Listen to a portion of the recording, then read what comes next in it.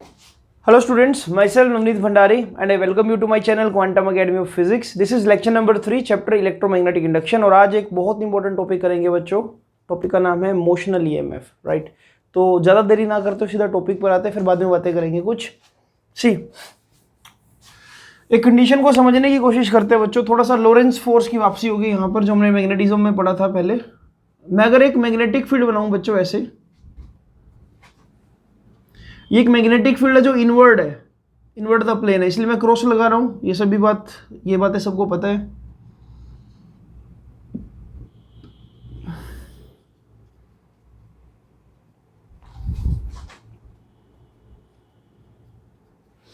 अब हमने क्या किया बच्चों, यहां पर एक कंडक्टर रख दिया जिसके अंदर कुछ फ्री इलेक्ट्रॉन्स है. तो मैं इलेक्ट्रॉन्स भी दिखा रहा हूं यहां पर. ठीक है, एक कंडक्टर रख दिया जिसके अंदर कुछ फ्री इलेक्ट्रॉन्स है. अब ये जो कंडक्टर है, it is lying perpendicular to the magnetic field. Magnetic field अंदर की तरफ है, कंडक्टर को हमने ऐसे प्लेस कर दिया. मैं ऐसा बोल सकता हूं कि कंडक्टर के अलोंग वाई एक्सिस है और magnetic field along Z axis है. ठीक है, अब अगर मैं इस कंडक्टर को बाहर की तरफ ऐसे मूवमेंट कराता हूं, मैं इसको क्या बाहर की तरफ खींच रहा हूं किसी धागे से या किसी भी फिजिकल इंस्ट्रूमेंट से, मैंने इसको वी वेलोसिटी बाहर की तरफ दी. अब सुनना जरा मेरी बात ध्यान से. आपने क्या ये पढ़ा था, whenever electric charge is moved in a magnetic field,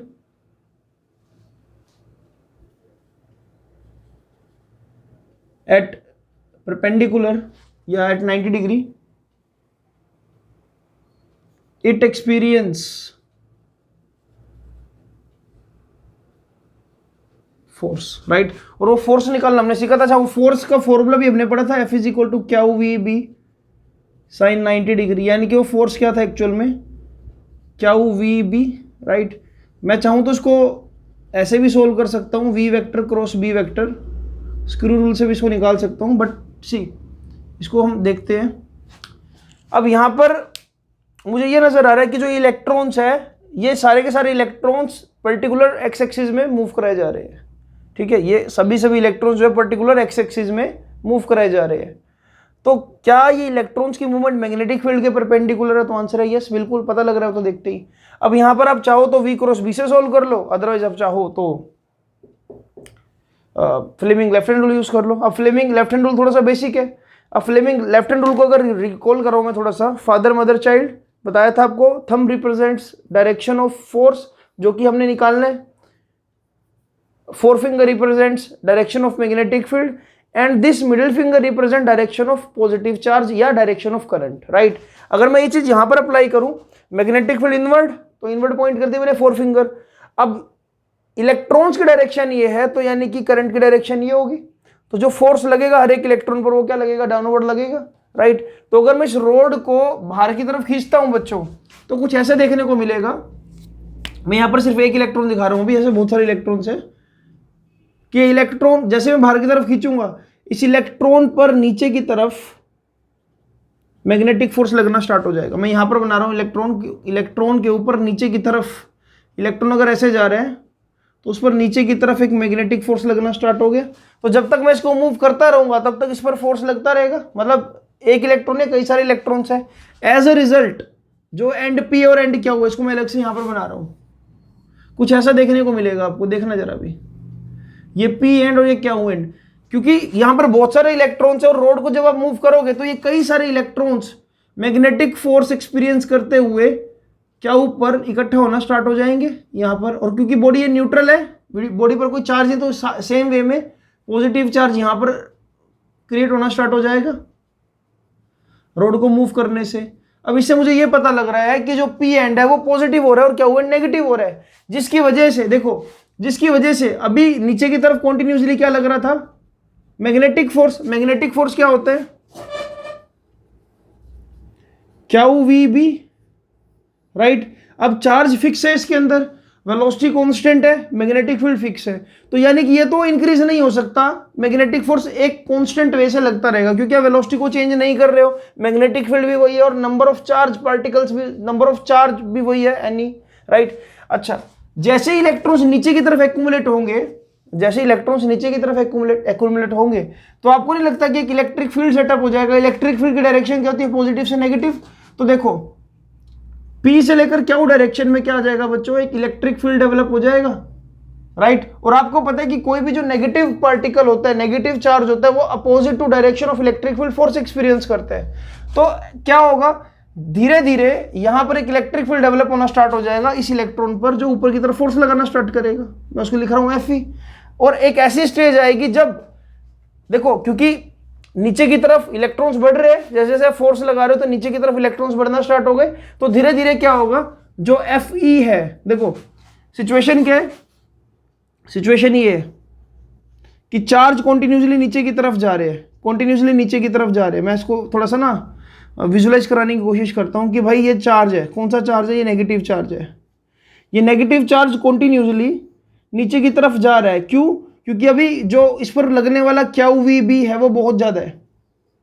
लेकिन जब चार्ज नीचे जाना स्टार्ट हो गया, नेगेटिव चार्ज एक्यूमुलेट हो गया, ऊपर क्या पॉजिटिव चार्ज क्रिएट होना स्टार्ट हुआ, तो जैसे जैसे देखो ये नेगेटिव चार्ज नीचे की तरफ जाएगा, वैसे वैसे ऊपर पॉजिटिव चार्ज बढ़ना स्टार्ट हो जाएगा, जिसकी वजह से नीचे की तरफ लगने वाला इलेक्ट्रिक फील्ड स्ट्रांग होगा। और अगर नीचे की तरफ लगने वाला इलेक्ट्रिक फील्ड स्ट्रांग हो गया तो ऊपर की तरफ इन चार्ज पार्टिकल पर क्या लगना स्टार्ट हो जाएगा? क्यू इंटू में ई लगना स्टार्ट हो जाएगा, मतलब माइनस क्यू इंटू में ई, अपोजिट डायरेक्शन में। या मैं सीधा सीधा बोलूं कि इनके ऊपर एक इलेक्ट्रोस्टैटिक फोर्स लगना स्टार्ट हो जाएगा Fe। जब इलेक्ट्रोस्टैटिक फोर्स मैग्नेटिक फोर्स के इक्वल हो जाएगा तो चार्ज का ये रीडिस्ट्रीब्यूट होना बंद हो जाएगा, क्योंकि अब जो मैग्नेटिक फोर्स चार्जेस को नीचे धकेल रहा था उसको काउंटर बैलेंस करने के लिए क्या इलेक्ट्रिक फोर्स आ गया? इलेक्ट्रिक फोर्स इंक्रीजिंग नेचर का, इंक्रीज क्यों हो रहा है? देखो मैग्नेटिक फील्ड तो कांस्टेंट है, मैग्नेटिक फील्ड मान लो अभी 100 न्यूटन है, मान लेते हैं 100 न्यूटन है जो नीचे की तरफ चार्ज पार्टिकल्स को धकेल रहे हैं। लेकिन पार्टिकल्स के रीडिस्ट्रीब्यूट होने की वजह से एक इलेक्ट्रिक फोर्स डेवलप हुआ जो नेगेटिव, देखो इलेक्ट्रिक फोर्स लग रहा है ऊपर की तरफ लेकिन इलेक्ट्रिक फील्ड है नीचे की तरफ। ऐसा क्यों? क्योंकि नेगेटिव इलेक्ट्रॉन्स की बात कर रहा हूं मैं यहां पर, इलेक्ट्रिक फील्ड नीचे की तरफ लेकिन इलेक्ट्रॉन्स कहां पर फोर्स एक्सपीरियंस करेंगे? ऊपर की तरफ, जिसकी वजह से पहले जो इलेक्ट्रिक फोर्स है Fe वो कितना था? 10 न्यूटन। फिर धीरे धीरे और इलेक्ट्रॉन्स नीचे आए तो ये फोर्स बढ़कर कितना हो गया? 20 न्यूटन। फिर धीरे धीरे और इलेक्ट्रॉन्स नीचे आए तो धीरे धीरे बढ़कर ये कितना हो गया? 80 न्यूटन। और इलेक्ट्रॉन्स नीचे बैठ गए तो कितना हो गया? ये 100 न्यूटन। अब जैसे ही 100 न्यूटन हुआ, जो इलेक्ट्रॉन्स का रीडिस्ट्रीब्यूट होना है वो बंद हो गया। यानी कि जो फाइनल सिचुएशन मुझे मिलेगी वो मुझे ये मिलेगी कि एक स्टेज ऐसी आएगी, एक वक्त ऐसा आएगा कि जब ऊपर वाला जो P पॉइंट है ये वाला, ये क्या हो जाएगा? पॉजिटिव, मतलब पोलैरिटी फिक्स होगी। ये क्या हो गया? नेगेटिव, क्योंकि इलेक्ट्रॉन्स का अब नीचे जाना बंद हो गया। क्यों? क्योंकि इलेक्ट्रिक फोर्स मैग्नेटिक फोर्स को काउंटर बैलेंस करके इलेक्ट्रॉन्स का मोशन को रोक दिया। ठीक है, तो ये P और ये क्या हो, इस तरह से कंडक्टर के मोशन की वजह से जो EMF इंड्यूस होगी उस EMF को मैं बोलूंगा क्या? ये एक मोशनल EMF है, राइट। तो ये था तरीका कि कैसे एक कंडक्टर के दोनों एंड्स पर पोलैरिटी आ रही है। ठीक है, अभी यहां पर करंट फ्लो नहीं कर सकता। करंट क्यों नहीं फ्लो कर सकता? क्योंकि देखो ये एंड भी ओपन है, ये एंड भी ओपन है। सिर्फ जो इलेक्ट्रॉन्स है वो अपने आप को रिडिस्ट्रीब्यूट करेंगे, इलेक्ट्रॉन्स कुछ नीचे आ जाएंगे, नेगेटिव बना देंगे, यहाँ पर पॉजिटिव बना देंगे, राइट। अब ये सिचुएशन जो मैंने आपको समझाई है इसको हम लिखते हैं। ठीक है, इसको एक्चुअल में लिखना कैसे है तो इसको एक बार आप नोट डाउन कर लो। ये डायग्राम इंपॉर्टेंट है और जो आप मेरी बातों से इंग्लिश में कंटेंट लिख पाओ की पॉइंट्स के रूप में लिख लेना कि होगा क्या। चलो मैं लिखता हूं इसको यहां पर। ठीक है, सारी सिचुएशन को ड्रॉ करता हूं। देखो लिखने का तरीका क्या है। सबसे पहले क्या हुआ, देखो पुश अ कंडक्टर, पुश या पुल लिख लेते हैं यहां पर। Pull a conductor placed perpendicular to magnetic field outside या outward.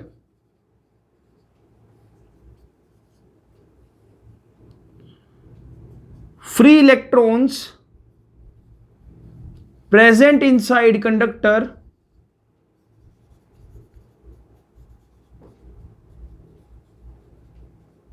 experiences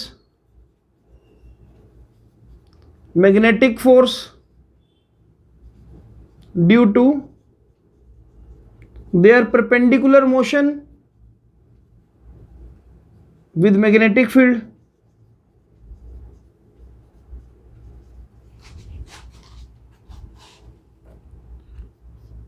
Due to a constant Fp यानी कि मैग्नेटिक फोर्स,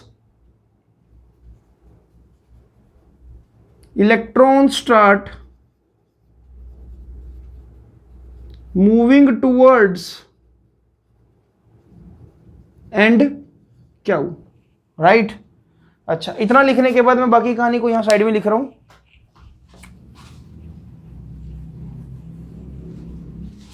जब इलेक्ट्रॉन्स क्या ऊपर आना स्टार्ट हो गए, due to movement of electron and P become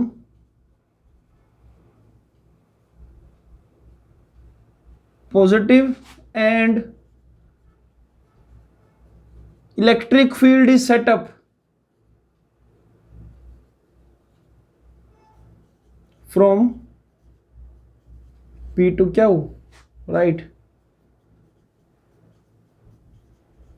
Electrons start experiencing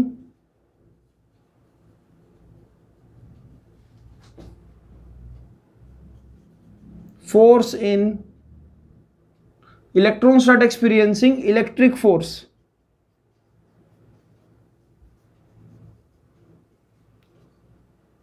QE in opposite direction to electric field.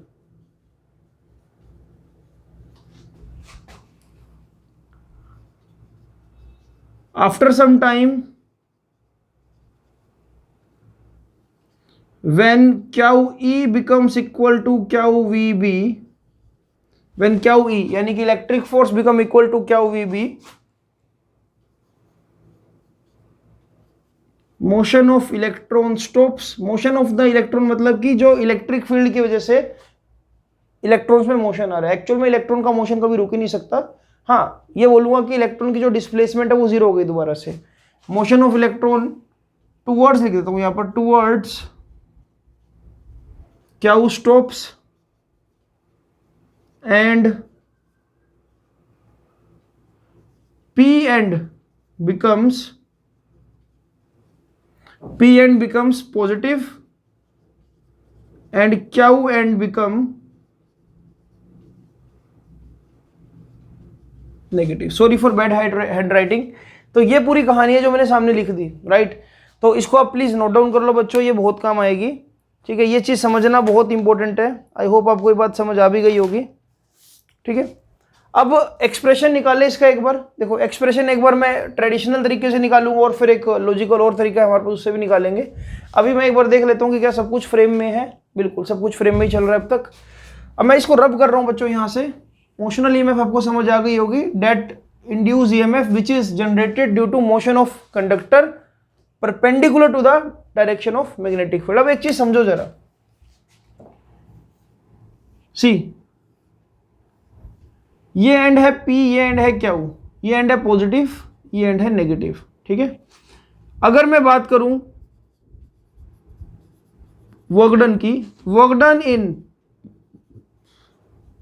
Moving charge plus Q, moving charge plus Q from Q to P, मतलब Q end से P end पे मैं बोल दूं कि positive charge चला गया।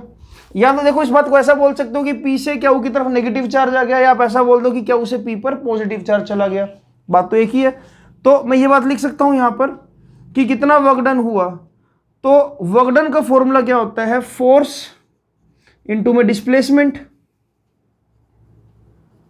ठीक है। मैं लिख देता हूं यहां पर Fs cos थीटा, ठीक है, Fs cos थीटा। अगर मैं पॉजिटिव, देखो अगर मैं बोलूं कि पॉजिटिव चार्ज ऊपर की तरफ गया, अगर मैं बोलूं कि पॉजिटिव चार्ज ऊपर की तरफ गया, तो क्या बात सही होगी? मैं बोल रहा हूं कि पॉजिटिव चार्ज ऊपर की तरफ चला गया। मैं ये भी बोल सकता था कि भाई work done in bringing this negative charge को कहां पर धकेला? उन्हें नीचे की तरफ धकेला, राइट। नेगेटिव चार्ज को कहां धकेला? नीचे की तरफ। किसने धकेला? अरे नेगेटिव चार्ज को किसने नीचे की तरफ धकेला? मैग्नेटिक फोर्स ने, राइट। तो आप जैसे चाहो वैसे लिख सकते हो, इसमें कोई गलत नहीं होगा। तो जब मैं लिखूंगा वर्क डन, अच्छा यहां पर वर्क डन क्योंकि एफ एस कोस थीटा। एक चीज समझो जरा, यहां पर जो एस है, एक्चुअल में एस डिस्प्लेसमेंट कितनी है? ये कंडक्टर की लेंथ, तो मैं यहां पर नाम क्या दे रहा हूं? This is suppose length of conductor L. कोई भी चार्ज मान लो क्या उसे पी की तरफ गया, तो मैं यहां पर क्या लिख रहा हूं कि जो नेट वर्क डन हो रहा है बच्चों, फोर्स कौन सा लग रहा है यहां पर? क्या V B, right. Force is basically Q V B. अच्छा एस की जगह क्या लिखूंगा यहां पर मैं? L is what? L is a displacement covered या distance covered by the electrons.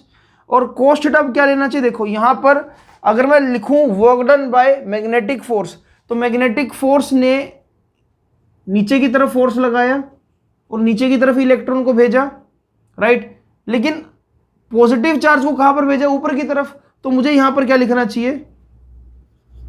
Work done on positive charge is basically, यहां पर आएगा एंगल क्या?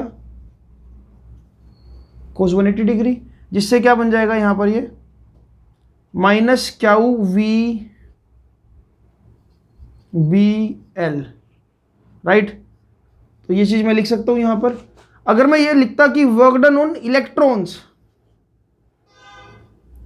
ठीक है, ये तो क्या पॉजिटिव चार्ज पे वर्क डन। अगर मैं यहां पर लिख दूं वर्क डन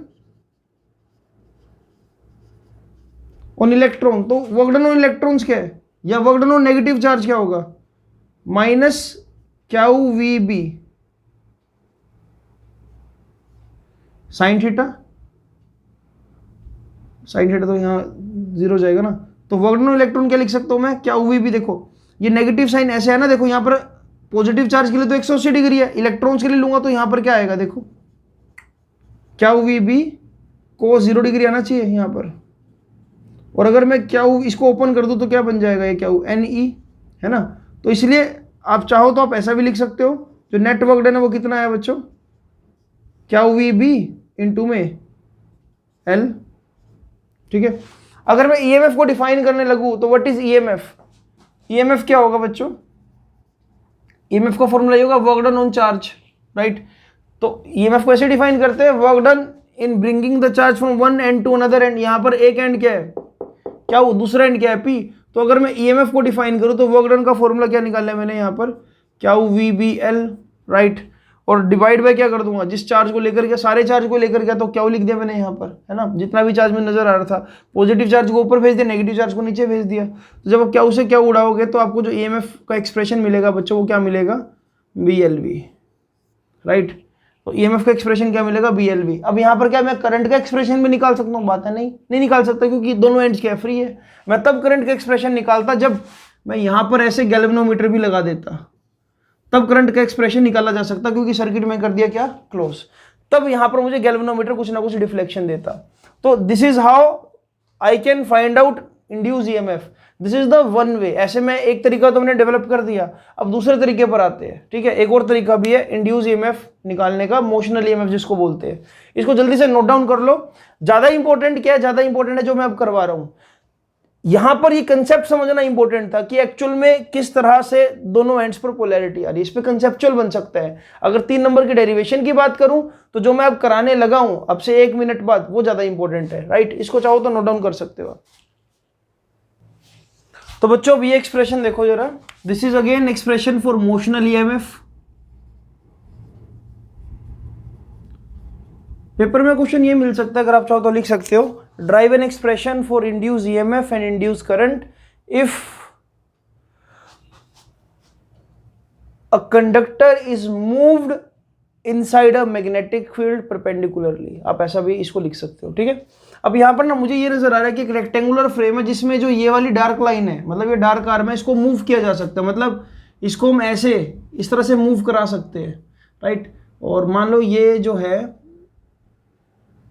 कुछ ऐसे है, मतलब इसका ये वाला हिस्सा मैग्नेटिक फील्ड में है। अगर मैं इसको बाहर करूंगा, तो इसका जो एरिया वो इंक्रीज हो जाएगा, और अंदर करूंगा तो एरिया डिक्रीज हो जाएगा। ये कुछ ऐसे मैंने बना रखी है कि इस पर्टिकुलर रेक्टेंगल में ये आर्म को अंदर और बाहर किया जा सकता है। अब इस आर्म को जब अंदर करोगे तो x कम हो जाएगा, तो देखो एरिया क्या है इसका, L इंटू में x, राइट। जब इसको आप अंदर करोगे तो x डिक्रीज हो जाएगा, तो एरिया कम होगा। जब बाहर करोगे तो एरिया इंक्रीज होगा, राइट। अगर फिक्स कर दोगे तो एरिया कांस्टेंट हो जाएगा। आई होप आप इस मैकेनिज्म को समझ पाए होंगे। अब ये मैग्नेटिक फील्ड में परपेंडिकुलर पड़ी है इस वक्त, तो मैं इसको ना पहले देखो लिख देता हूं कि एग्जाम में कैसे अटेम्प्ट करना है। Consider a rectangular frame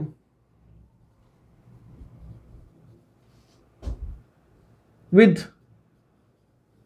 a movable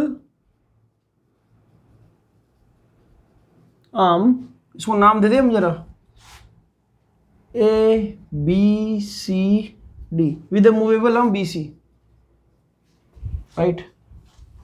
See, it is placed inside a uniform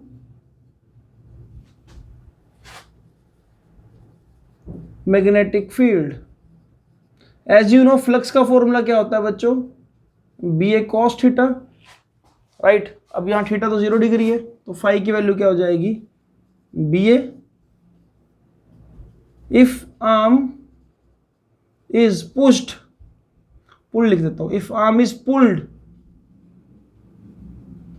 outward, जैसे ही आर्म को मैं आउटवर्ड पुल करूंगा फाई चेंजेस। फाई क्यों चेंज होगा, देखो मैग्नेटिक फील्ड तो चेंज नहीं होगा, लेकिन देखो यहां पर क्या देखने को मिलेगा, d phi by d t. क्यों देखने को मिलेगा, क्योंकि d by d t, phi का मतलब क्या है, magnetic field into area. Magnetic field तो फिक्स है, यहां पर क्या आ जाएगा, d A by d t, right. इसकी वजह से क्या पैदा हो जाएगा बच्चों, इंड्यूस ईएमएफ पैदा हो जाएगा, क्योंकि देखो चेंज इन फ्लक्स हो रहा है, लेकिन फ्लक्स किस रूप में चेंज हो रहा है, एरिया के रूप में। जैसे ही हम बाहर जाएगी, जैसे ही हम बाहर जाएगी, जो ये D A by d T factor है, ये क्या करेगा, ये इंक्रीज करेगा, राइट। तो अगर ये फैक्टर इंक्रीज करेगा बच्चों, तो यहां पर देखो, अगर मैं टेक्निकली देखूं तो इंड्यूस ईएमएफ क्या होता है, minus d phi by d t. तो अगर d A by d t increase करेगा तो जो इंड्यूस ईएमएफ आएगी वो क्या आएगी, minus B d A by d t, right. अगर जो आर्म है उसको आउटवर्ड पुल करो, पुल आउटवर्ड, अगर मैं इसको इनवर्ड पुल करूंगा या पुश करूंगा, सॉरी बाहर से देखूं तो पुश करूंगा, तो यही क्या हो जाएगा, minus B d A by d t. लेकिन अब एरिया विद द टाइम क्या कर रहा है, डिक्रीज। इस पर्टिकुलर सिचुएशन में जो D A by d T है बच्चों, वो क्या आएगी, नेगेटिव वैल्यू आएगी, क्योंकि जब ये आर्म अंदर की तरफ आएगी तो एरिया डिक्रीज होगा विद द टाइम, तो तब इसका नेचर क्या हो जाएगा, इंड्यूस ईएमएफ का बाय डिफॉल्ट पॉजिटिव। तब क्या मिलेगा आपको, B d A by d t, right. तो ये चीज बहुत समझने वाली है। जब मैं इस आर्म को बाहर की तरफ पुल कर रहा हूं तो एरिया इज पॉजिटिव, लेकिन ईएमएफ क्या आ जाएगी, नेगेटिव। मतलब change in area is positive, EMF क्या हो जाएगी, नेगेटिव। तो आउटवर्ड के लिए जो ईएमएफ इंड्यूस होगी, आउटवर्ड के लिए minus B d A by d t होगी, और इनवर्ड के लिए जो इंड्यूस ईएमएफ आएगी वो क्या आएगी, plus B d A by d t. ये बात इंपॉर्टेंट है इस पर, क्योंकि एक एनसीईआरटी में 5 नंबर का क्वेश्चन है जो वेबसाइट शेयर करूंगा अगली वीडियो में या उससे अगली वीडियो में।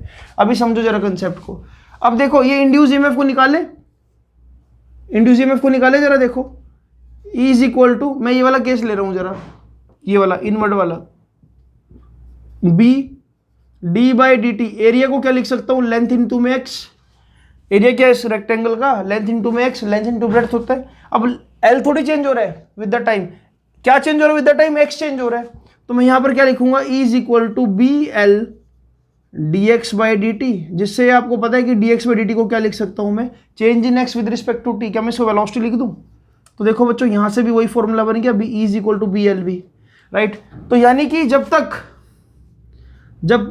v नॉन, देखो जब तक यहां पर वेलोसिटी नॉन जीरो है तब तक ईएमएफ नॉन जीरो, तब तक ईएमएफ मिलेगी आपको। जैसे ही आपने वेलोसिटी को जीरो कर दिया, आपने इसको मूव कराना बंद कर दिया, उसी वक्त ईएमएफ भी क्या हो जाएगी, जीरो। इसे ये हमको कहानी को समझने को मिलता है।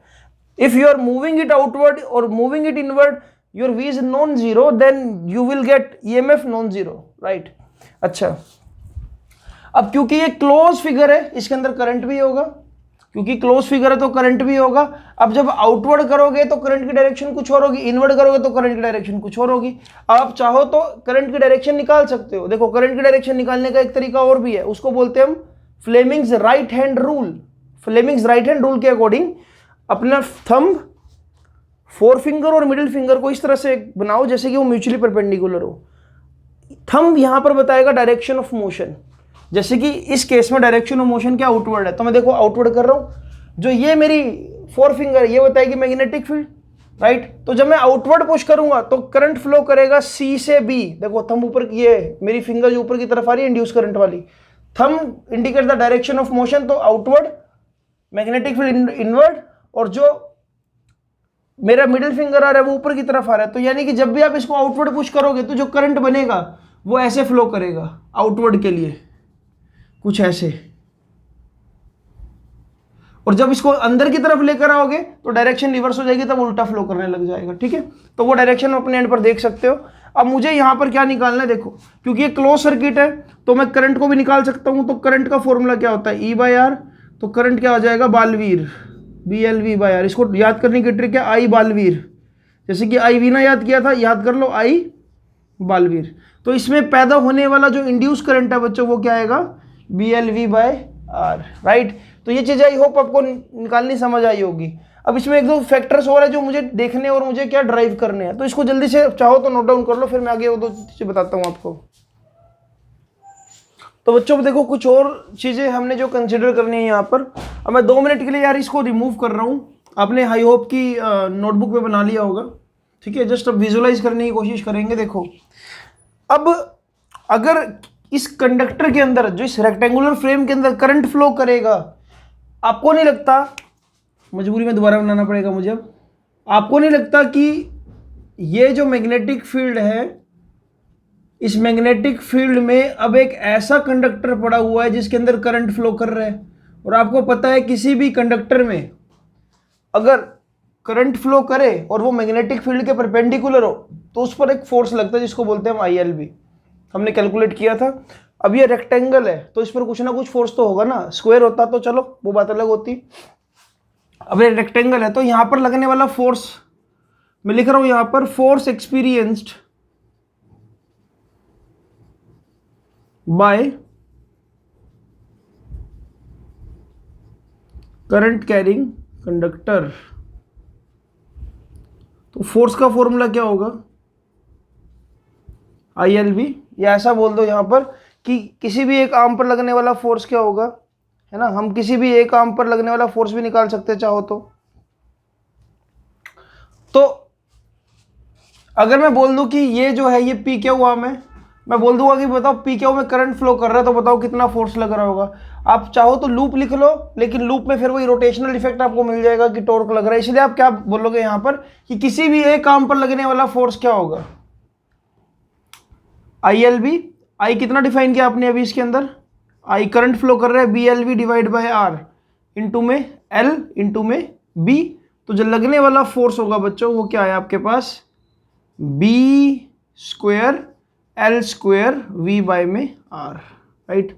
यहाँ पर ये आपको मिला मैग्नेटिक फोर्स जो ये कंडक्टर एक्सपीरियंस करेगा। अब एक चीज़ और है यार, देखो एक चीज़ और मैं आपको बताना जो यहाँ पर जरूरी समझता हूँ। अगर फोर्स लग रहा है, ठीक है, अच्छी बात है, लग सकता है यहाँ पर फोर्स।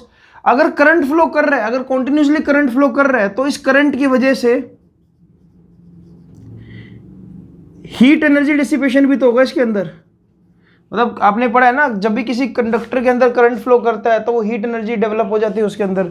तो हीट एनर्जी डिसिपेशन निकाल ले इसके अंदर। हीट एनर्जी डिसिपेशन का मतलब ये है कि कितनी हीट कितने टाइम में डेवलप होगी। तो मैं यहां पर लिख रहा हूं एनर्जी डिवाइड में टाइम। हीट एनर्जी का फॉर्मूला क्या होता है, I² RT divide by T. ये हमने जूल्स लॉ ऑफ हीटिंग से पढ़ा हुआ है पहले। तो इसमें डेवलप होने वाली जो एनर्जी है, आप चाहो तो इसको पावर भी बोल सकते हो, क्योंकि मैं यहां पर ये बोलना चाह रहा हूं कि एक्चुअल में कितनी इसमें इलेक्ट्रिक पावर डेवलप हो रही है। इलेक्ट्रिक पावर बोल दो, या आप ये बोल दो कि कितना जो इलेक्ट्रिक एनर्जी है विद द टाइम इसमें डेवलप हो रही है, या आप ऐसा बोल दो कितना हीट एनर्जी का डिसिपेशन हो रहा है। तो I² RT अगर मैं करूं यहां पर तो मुझे क्या मिल रहा है, I²R। तो जो एनर्जी मिलेगी मुझे यहाँ पर बच्चों, energy sorry power, power dissipation बोल दो, वो भी सही रहेगा वर्ड। तो पावर डेसिपेशन के लिए क्या आएगा, आई स्क्वायर आर। अब आई की वैल्यू कितनी है देखो, बी स्क्वायर, मतलब आई स्क्वायर आर है ना, तो इसका स्क्वायर कर दो, B square L square v square by में आर का स्क्वायर मल्टीप्लाई बाय आर। जब मैं सोल्व करूंगा तो मुझे क्या मिलेगा यहाँ पर, पावर का, इसको ना मैं काम करता हूँ थोड़ा सुंदर सुंदर बनाता हूँ ऊपर की तरफ, ठीक है, इसको ऊपर ऊपर बनाता हूँ। इसको जल्दी से आप एक बार एक काम करो, इसको प्लीज यहाँ से ना नोट डाउन कर लो, मैं क्योंकि रब करने वाला हूँ।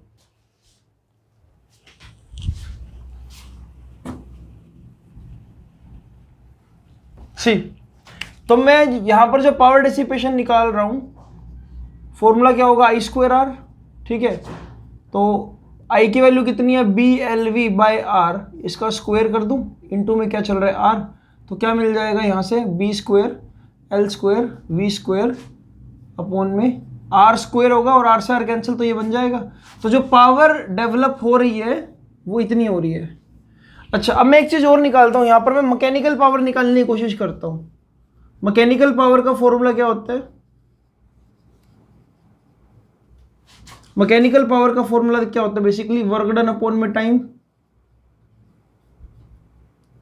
वर्क डन को क्या लिख सकते हो, फोर्स इनटू में डिस्प्लेसमेंट बाय में टाइम, और एस बाई टी को क्या लिख दोगे, वेलोसिटी।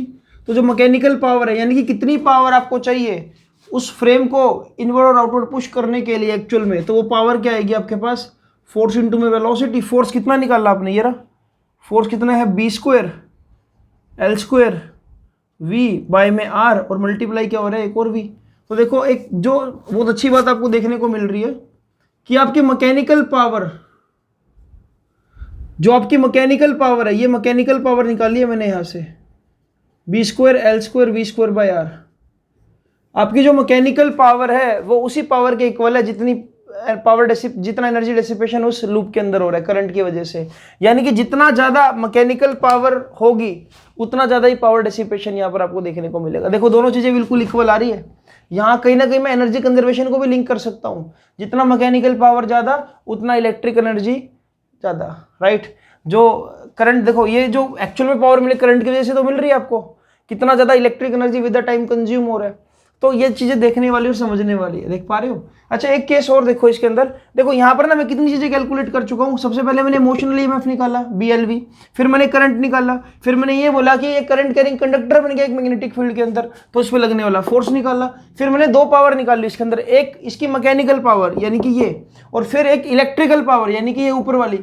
इलेक्ट्रिकल पावर और मैकेनिकल पावर देखो आपस में क्या आ गई, सेम। इसका मतलब जितनी आप मैकेनिकल पावर लगाओगे उतना इलेक्ट्रिकल पावर आपको देखने को मिलेगी, ठीक है। अच्छा अब ना एक केस और समझते, जरा मैं इसको रब कर रहा हूं यहां से बच्चों। अगर मेरे पास ये सिचुएशन होती बच्चों,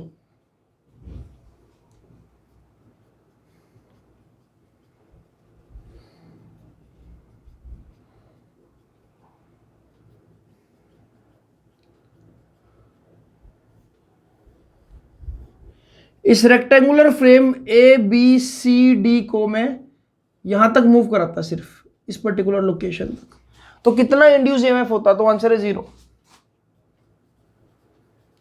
there will be no induce EMF। Why? Because आपने इस एरिया को तो मूव कराया, लेकिन इसके अंदर से पास होने वाला फ्लक्स तो अभी भी वही का वही है। आप एरिया को मूव करा रहे हो, लेकिन आप ये तो देखो ना, आपने पूरा रेक्टेंगल मूव करा दिया, तो इसमें से पहले भी 1000 फील्ड लाइंस निकल रही थी, अब भी। अगर इस रेक्टेंगल को आप ऐसे मूव कराते कि मैग्नेटिक फील्ड से थोड़ा सा बाहर निकाल दिया, मैग्नेटिक फील्ड से थोड़ा सा बाहर निकाल दिया, तब मैं बोलता कि फ्लक्स डिक्रीज हो रहा है, या थोड़ा सा अंदर कर देता मैं बोलता फ्लक्स इंक्रीज हो रहा है। जब एक मैग्नेटिक फील्ड फिक्स हो और उसके अंदर प्रेजेंट एरिया भी उतने का उतना ही हो, तो कोई भी फ्लक्स चेंज नहीं होगा कभी भी, क्योंकि dA/dt 0 है इस केस में, ठीक है। तो ये था आज का टॉपिक मोशनल EMF। अब मैं आखिरी लेक्चर के कमेंट बॉक्स क्वेश्चन का आंसर आपको करना चाहूंगा। मैंने कई कमेंट्स पढ़े बच्चों के, बट अल्टीमेटली मुझे कोई भी अब तक करेक्ट आंसर नहीं मिला। अब समझो जरा, देखो जो EMF है उसका फॉर्मूला क्या पढ़ा आपने, BLV, या आप क्या पढ़ते हो, d∅dt, राइट। अगर मैं आपको ये बोलूं बच्चों कि एक यूनिफॉर्म मैग्नेटिक फील्ड है, और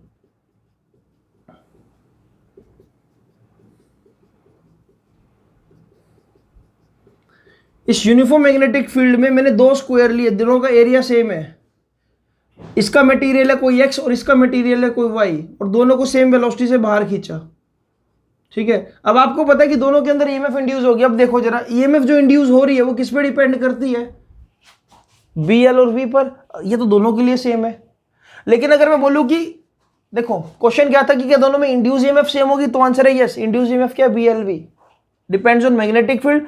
लेंथ, जो लेंथ आप खींच रहे हो, ये वाली लेंथ आप खींच रहे हो, हमेशा परपेंडिकुलर लेंथ देखते हैं, दोनों के लिए सेम है, और वेलोसिटी भी दोनों के लिए सेम है, तो इंड्यूस ईएमएफ सेम होगी। अगर मैं बात करूं कि दोनों में करंट जो इंड्यूस होगा वो भी सेम होगा, तो करंट इंड्यूस का फॉर्मूला क्या होता है, इंड्यूस ईएमएफ अपॉन में आर। बच्चों यहां पर आपने समझना था, अगर ये मटेरियल x है और ये मटेरियल y है, तो दोनों का रेजिस्टिविटी अलग होगा। R can be written as rho L by A, right. तो दोनों का रेजिस्टिविटी अलग होगा। अगर रेजिस्टिविटी अलग है तो यार इंड्यूस होने वाला करंट भी तो अलग होगा। तो जब भी मटेरियल अलग हो, बाकी सारी चीजें सेम हो, इंड्यूस ईएमएफ सेम होगा, बट इसमें पैदा होने वाला जो करंट है वो बिल्कुल अलग होगा।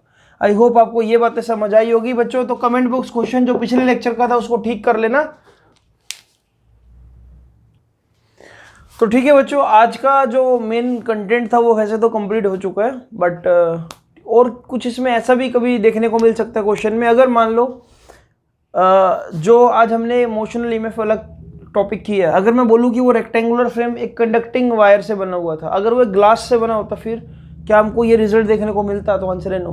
क्योंकि कोई भी इंसुलेटर मोशनल ईएमएफ क्रिएट नहीं कर सकता, सिर्फ कंडक्टर के अंदर हो सकते। क्यों? क्योंकि उसके पास फ्री इलेक्ट्रॉन्स है, इंसुलेटर के पास फ्री इलेक्ट्रॉन्स नहीं होते। तो ये जो बातें हैं जो मैं कई बार एक्स्ट्रा बोल देता हूँ, इनको भी प्लीज़ नोट्स में ऐड करते रहा करो। और एक बार एक क्वेश्चन ये आया था कि भाई एक ट्रेन जो है नॉर्थ से साउथ डायरेक्शन में जा रही है, एक ट्रेन नॉर्थ से साउथ डायरेक्शन में जा रही है, तो क्या उस ट्रेन के अंदर भी कोई इंड्यूस ईएमएफ आएगी? My question is, a train is moving from north to south direction, क्या ट्रेन के अंदर कोई इंड्यूस ईएमएफ आएगी? तो आंसर है यस। क्योंकि ट्रेन जब सीधी चल रही होगी तो कहीं ना कहीं वो अर्थ के मैग्नेटिक फील्ड के कंपोनेंट को क्या कर रही होगी, काटती हुई जा रही होगी। उसके अबाउट देखो ना, ट्रेन क्या परपेंडिकुलर होगी? अगर मान लो ट्रेन, मैं बोल रहा हूँ नॉर्थ से साउथ की तरफ जा रही है, तो वो क्या हॉरिजॉन्टल कंपोनेंट को कट करती हुई जा रही होगी कॉन्टिन्यूसली, परपेंडिकुलर है उसकी velocity to the magnetic field. तो इंड्यूस ईएमएफ एक ट्रेन के दोनों एंड्स पर भी देखने को मिल सकती है, ठीक है, अगर मैं बड़े लेवल की बात करूँ तो। ठीक है, आज का लेक्चर यहीं पे ओवर करते हैं बच्चों। अब अगली जो वीडियो रहेगी वो रहेगी आपके पास, मतलब एक ऐसा टॉपिक कि अगर मैं एक मैग्नेटिक फील्ड में एक कंडक्टिंग रोड को रोटेट करूं, तो उस रोड के रोटेट होने की वजह से जो इंड्यूस ईएमएफ पैदा होगी वो ड्राइव करेंगे। और उससे जो अगला लेक्चर होगा वो होगा प्योरली 10 ईयर्स के न्यूमेरिकल्स, और जितने भी क्वेश्चंस बन सकते हैं या बन चुके हैं इन पर्टिकुलर टॉपिक्स पे, क्योंकि बहुत से न्यूमेरिकल्स है। अगर आप 10 ईयर्स उठाकर देखोगे तो ईएमआई में न्यूमेरिकल्स भरे पड़े हैं, कंसेप्चुअल्स भरे पड़े हैं, राइट। तो वो सभी चीज़ें होगी। आप बस चैनल से जुड़े रहो, चैनल के हर एक वीडियो को ध्यान से देखो, नोट्स बनाओ। जो बच्चे इस चैनल से स्टार्टिंग से जुड़े हुए उनके नोट्स डेफिनेटली, अगर आप एक बार नोट्स को देखोगे तो आपको नोट्स कंपैरेटिवली बाकी बच्चों से बहुत बेटर मिलेंगे, क्योंकि आपको best of the best content दिया गया है। तो ठीक है बच्चों, मिलते हैं आपसे अगली वीडियो में। Have a great day. आज के लिए कोई कमेंट बॉक्स क्वेश्चन नहीं है, बस यही चाहूँगा कि नोट्स आप अच्छे से बनाओ और इसको आज की डेट में फिनिश कर दो।